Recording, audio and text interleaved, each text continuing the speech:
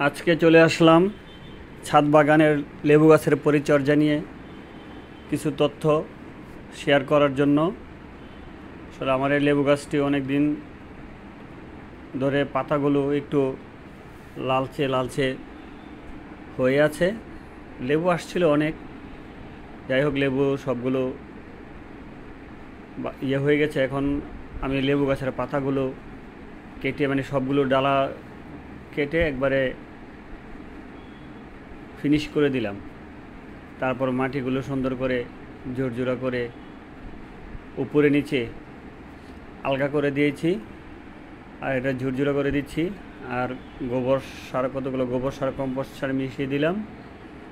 তারপরে মাটিগুলোকে সুন্দর করে ঝুরঝুরো করার পর এটা যাতে বাতাস চলাচল করতে পারে, অনেক সময় মাটির মধ্যেও চাপা থাকলে গ্যাস হয়ে যায়, এই জন্য এটাকে মাটিগুলো আলগা করে ঝুরঝুরো করে এখন এটার মধ্যে আমি কিছু সার প্রয়োগ করব। যে এই সারটা লেবু গাছের জন্য খুবই গুরুত্বপূর্ণ। এটা মোটামুটি সব দোকানেই পাওয়া যায়, আপনারা নিতে পারবেন। এটাকে বলা হয় এপসাম সল্ট। লবণের মতো দেখতে, কিন্তু লবণ নয়। তা আমি সামান্য পরিমাণ এপসাম সল্ট লেবু গাছের মধ্যে ছিটিয়ে সুন্দর করে মাটির সাথে মিলিয়ে দিয়ে দিলাম।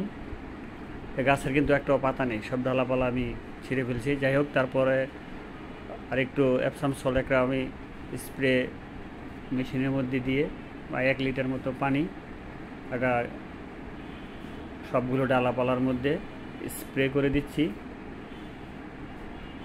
স্প্রে করে দেওয়ার কারণ হলো এপসাম সল্টটা দেওয়ার পরে লেবু গাছটা দেখবেন যে আবার কিছুদিনের মধ্যে এত সুন্দর পাতা গজাবে, যার আপডেট আপনাদেরকে কিছুদিন পরে দেখাবো যে আসলে কি আছে আর কি হয়েছে, এরকম একটা অবস্থা। আমি এখন এপসাম সল্টটা দিয়ে স্প্রে করে দিচ্ছি এবং মাটির মধ্যেও স্প্রে করে দিচ্ছি। দেওয়ার পর মাটিটাকে ভিজিয়ে দেবো, তারপর সামান্য পরিমাণ পানি দিয়ে এটাকে রেখে দিব কিছুদিন। তারপরে দেখা যাবে আস্তে আস্তে করে লেবু গাছের প্রত্যেকটা ডালা থেকে নতুন করে কুড়ি গজাচ্ছে, নতুন করে ডালাপালা শুরু হবে, পাতা জমতে থাকবে। এভাবে আমি দিয়েছি আজকে। তো আবার 15 দিন পরে আবার স্প্রে করব। 15 দিন পরে স্প্রে করলে, এটা 15 দিন পর পর করব। তবে এপসাম সল্টটা লেবু গাছের জন্য খুবই উপকারী। এর প্রত্যেকটা ডালাপালা থেকে